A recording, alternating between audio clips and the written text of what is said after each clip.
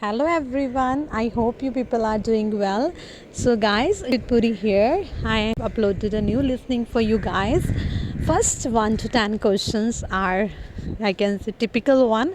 Listen them very carefully. So let's start guys, and don't forget to like, subscribe and comment to Language Learning by Manu. You will hear a number of different recordings, and you will have to answer questions on what you hear.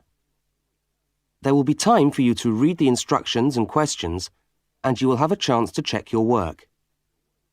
All the recordings will be played once only. The test is in 4 sections. Write all your answers in the listening question booklet. At the end of the test, you will be given 10 minutes to transfer your answers to an answer sheet. Now turn to section 1 of your question booklet.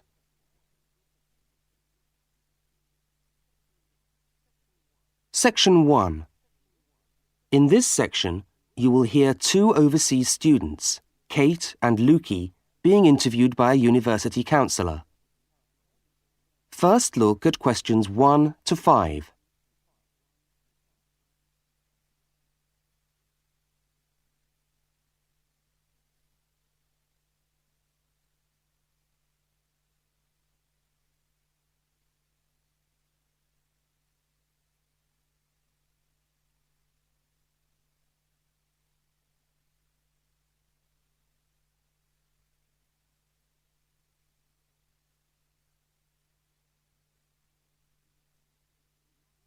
You will see that there is an example which has been done for you. On this occasion only, the conversation relating to the example will be played first.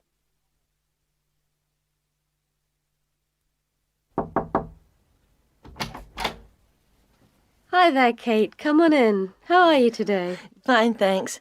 Hi, Lukey. How's things? Okay. Well, as I explained on the phone, I'm a counsellor here at the Student Services section of the university. And I'm interviewing overseas students to help me draw up a guide for new students.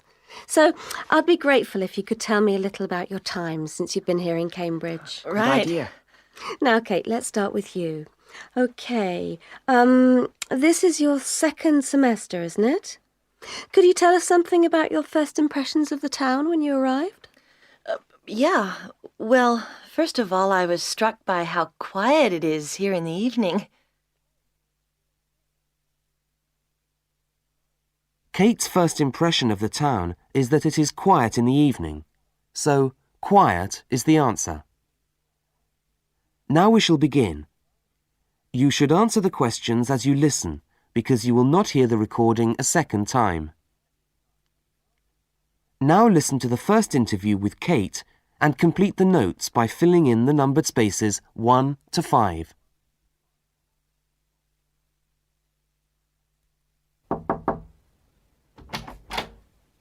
Hi there, Kate. Come on in. How are you today? Fine, thanks.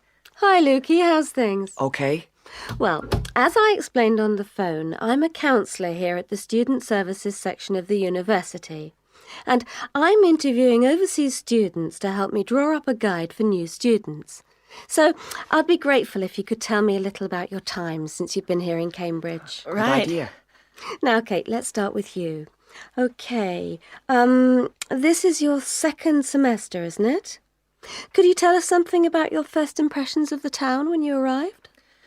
Yeah. Well, first of all, I was struck by how quiet it is here in the evening. Yeah, I suppose Cambridge is a quiet place. Where did you live when you first arrived? Well, I went straight into student accommodation. It was a kind of student hostel. Ah, right. So you didn't have to worry about doing your own cooking or anything like that? No, but sometimes I wished I had. The food at the hostel was awful. Oh, dear. But how were the other students? To be honest, I haven't managed to make many friends, even though the place is full. People seem to keep to themselves. They're not really very friendly. Oh, I'm sorry to hear that. Well, what about the actual course? You're studying, I'm doing a master's by coursework in environmental studies. Oh, right. And how are you finding that? Yeah, well, it's been pretty good, really. I've enjoyed the course, but I feel there hasn't been enough contact with the lecturers. They all seem to be incredibly busy. The only chance I've really had to talk to them was on the field trip. Well, that's no good. Could anything be done to improve the course, in your opinion? Well, I think it would be helpful to have meetings with lecturers on the course. Say once a fortnight, something like that. Regular meetings. Yes, that could certainly help. Now, Kate, we'll come back to you in a minute, but I'd just like to ask Lukey some questions. Before they continue the interview, look at questions 6 to 10.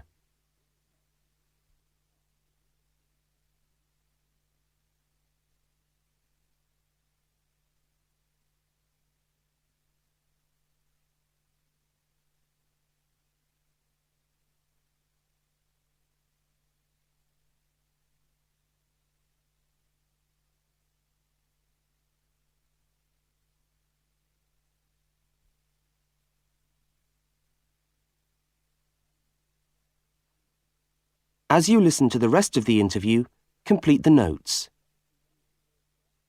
Lukey, where are you from? I am from Indonesia. And how did you find Cambridge when you first arrived? Well, I like it here. I think the city is very beautiful. What about your accommodation? Was that okay? Yes, okay. At first, I stayed with a family for 3 months.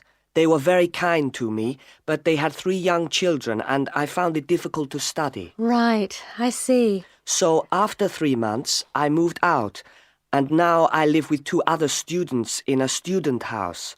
It's much cheaper and we like it there. Good. And what about your studies? What are you studying? I'm doing a Bachelor of Computing. Computing, I see. Apart from the language difficulties, if you can separate them, how have you found the course? Okay, but...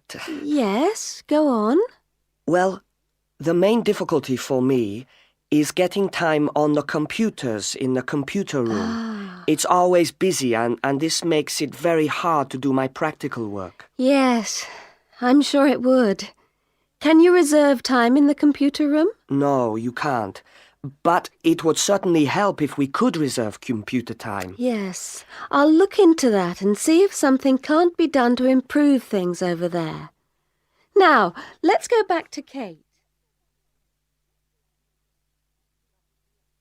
That is the end of section 1.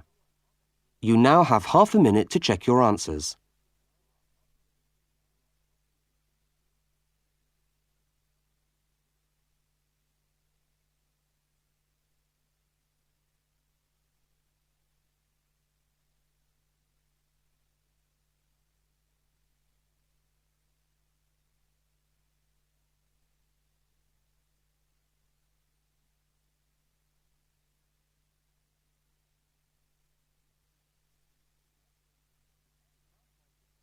Now turn to section 2.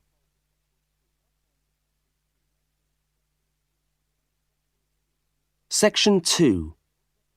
You are going to hear a radio talk about buying a bicycle. First, you have some time to look at questions 11 to 20.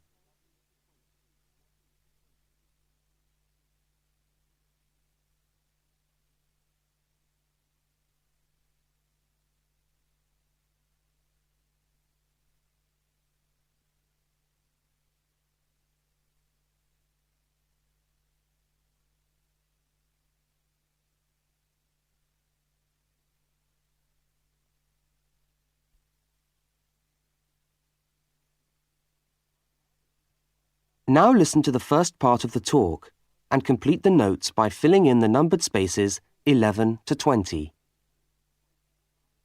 Well, last week we talked about buying camping equipment, and today I'd like to talk to you about buying a bicycle. A simple enough exercise, you might imagine, but there are lots of things to look out for to make sure you get the best deal for your money. Well, the range of bicycles is enormous. There are racing bikes, touring bikes, mountain bikes, or just plain ordinary bikes for riding round town. They vary enormously in 2 basic ways: price and quality. This means that the choice you make will probably be determined by the amount of money you want to pay, your own personal needs, what is actually available, or a compromise of all three things. However, in broad terms, you can spend anything from $50 to $2,000 on a bike, so you'll need to know what you're looking for. Single-speed cycles, that is bikes with no gears, are really only suited to short, casual rides. Their attraction is their simplicity and reliability. After years of neglect, they still manage to function, though not always too efficiently. If it's basic transport you're after, then you can't go wrong. 3-speed cycles, on the other hand, are all that is really necessary for most town riding, going to the shops and things like that. Like the single-speed bike, they are simple and reliable. If you are going to be going up and down lots of hills, then you'll probably want something more efficient. 5 and 10-speed bicycles are best suited to riding over long distances or hilly terrain and to serious touring. So if it's serious touring you're interested in, get a 5 or 10-speed bike. However, it's worth remembering that the difference in price between a 5 and 10-speed cycle is usually very little, and so it's well worth paying that little bit extra to get the 10-speed one. So I would tend to recommend the 10-speed bike as the price is similar. However, you'll be getting better quality components. Now the next thing we need to look at is size. Buying a cycle is like buying clothes. First of all, you find the right size and then you try it on to see if it fits. Contrary to what you might imagine, the size of the cycle is not determined by the size of the wheels, except in children's cycles, but by the size of the frame. So you'll need to measure the length of your legs and arms to get a frame that is the right size for you. Well, that's all from Helpful Hints for today. That is the end of section 2. You now have half a minute to check your answers.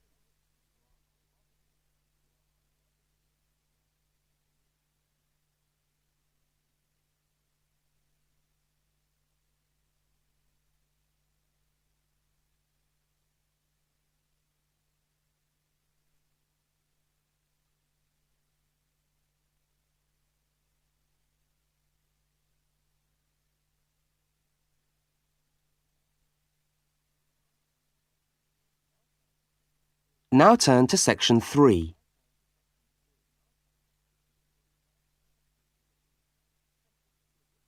Section 3.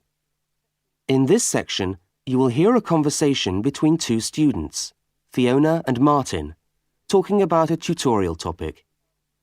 First, look at questions 21 to 24.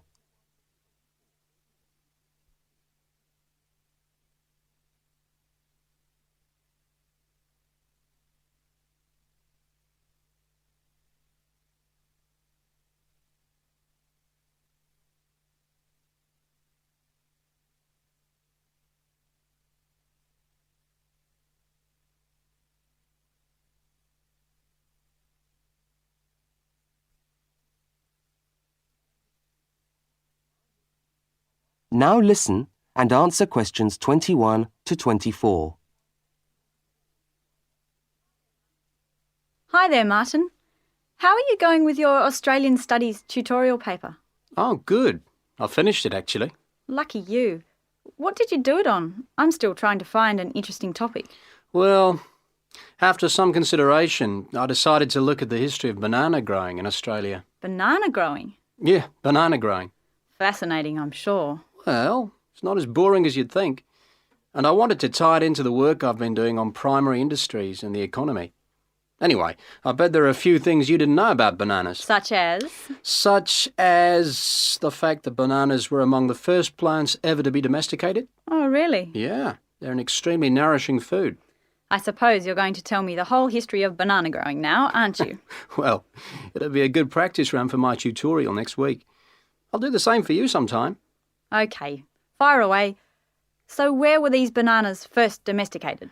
According to my research, the Cavendish banana, which is a type of banana, and the first type to be cultivated here, actually originated in China, but they had a fairly roundabout route before they got to Australia. You mean they didn't go straight from China to Australia? No, they didn't. It seems that in 1826, bananas were taken from South China to England. I suppose they'd have made a welcome addition to the English diet. Yes, I'm sure. Well, apparently there was an English duke who was particularly fond of bananas, and he used to cultivate them in his hothouse, which is where you have to grow them in England, of course, because of the cool climate. And they became quite popular in the UK. So he was the one responsible for cultivating the Cavendish banana, which was then introduced into Australia. I see, and we've been growing them ever since. Yeah. Now look at questions 25 to 32.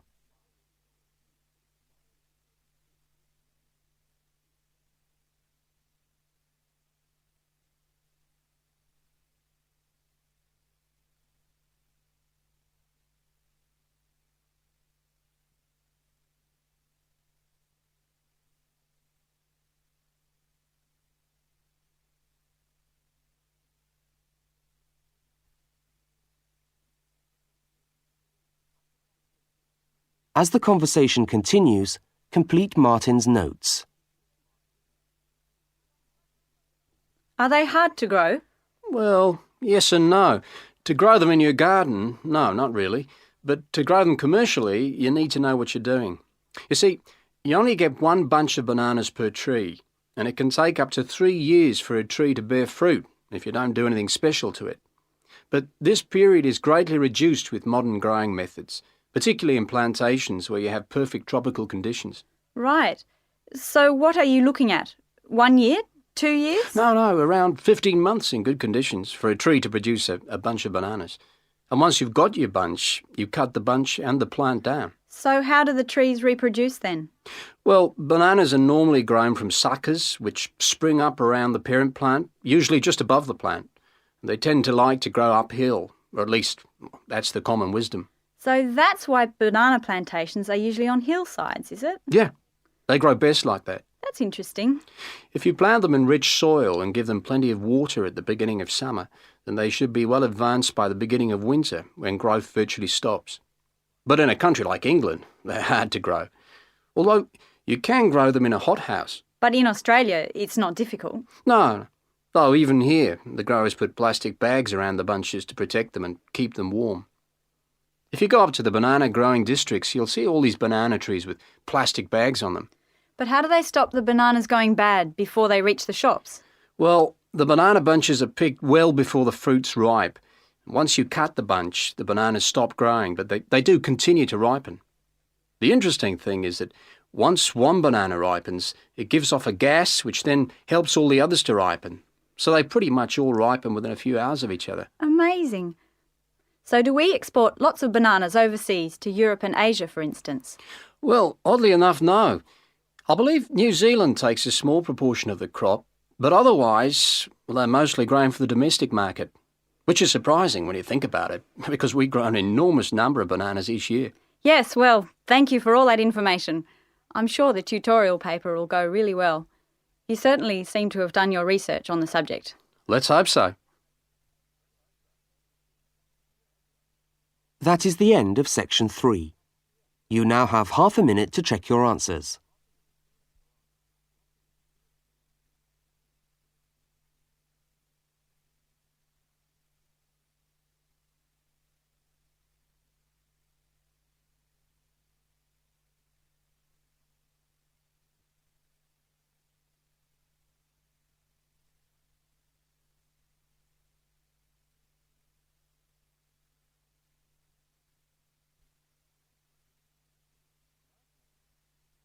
Now turn to section 4.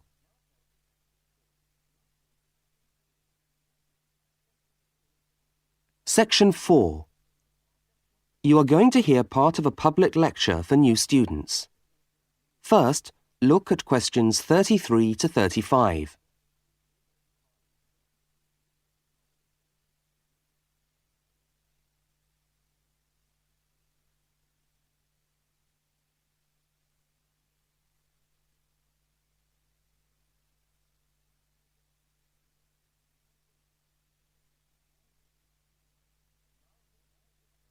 Now listen and answer questions 33 to 35. Good morning, everyone, and welcome to our regular lecture on health issues. This series of lectures is organised by the Students' Union and is part of the union's attempt to help you, the students of this university, to stay healthy while coping with study and social life at the same time.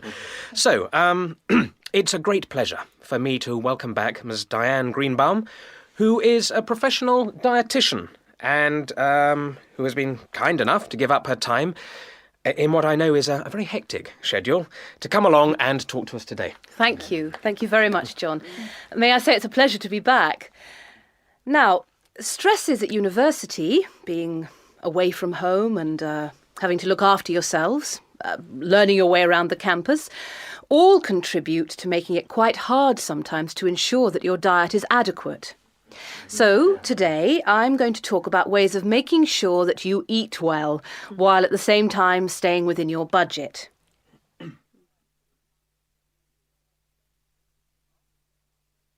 Now look at questions 36 to 41.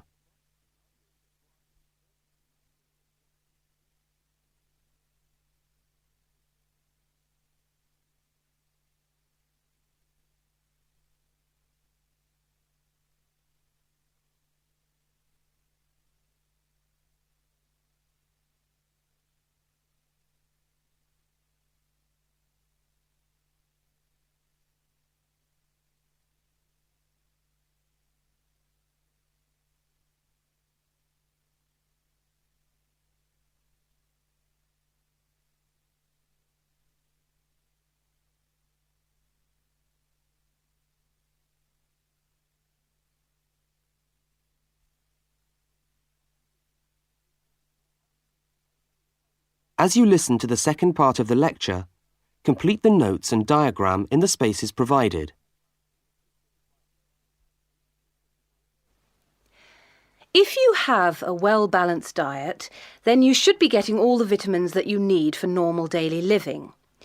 However, sometimes we think we're eating the right foods, but the vitamins are escaping, perhaps as a result of cooking, and anyway, we're not getting the full benefit of them.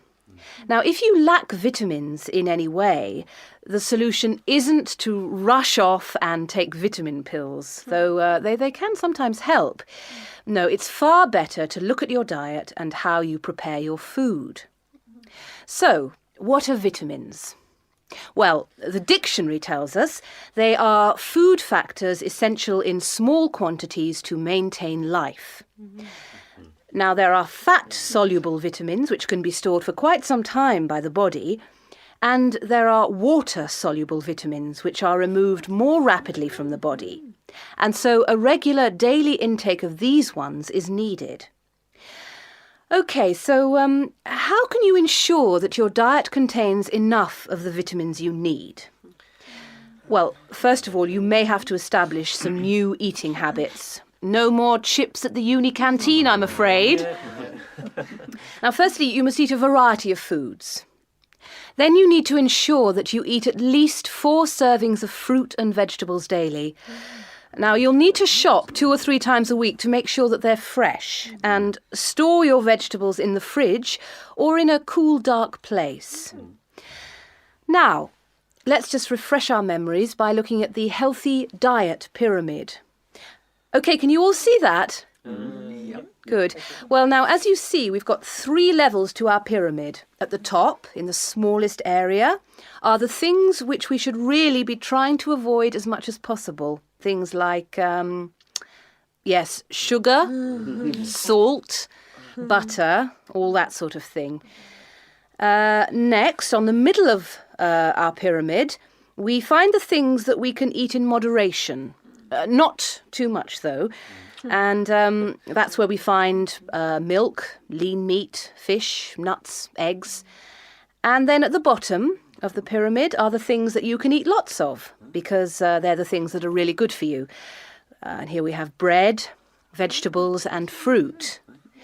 So, don't lose sight of your healthy diet pyramid when you do your shopping.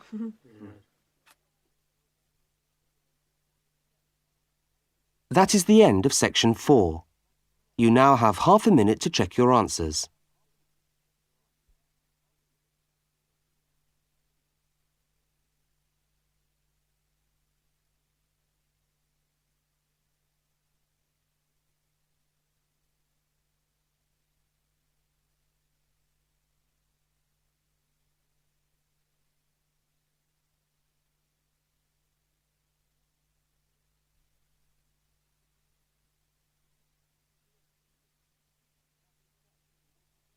That is the end of the listening test. You now have 10 minutes to transfer your answers to the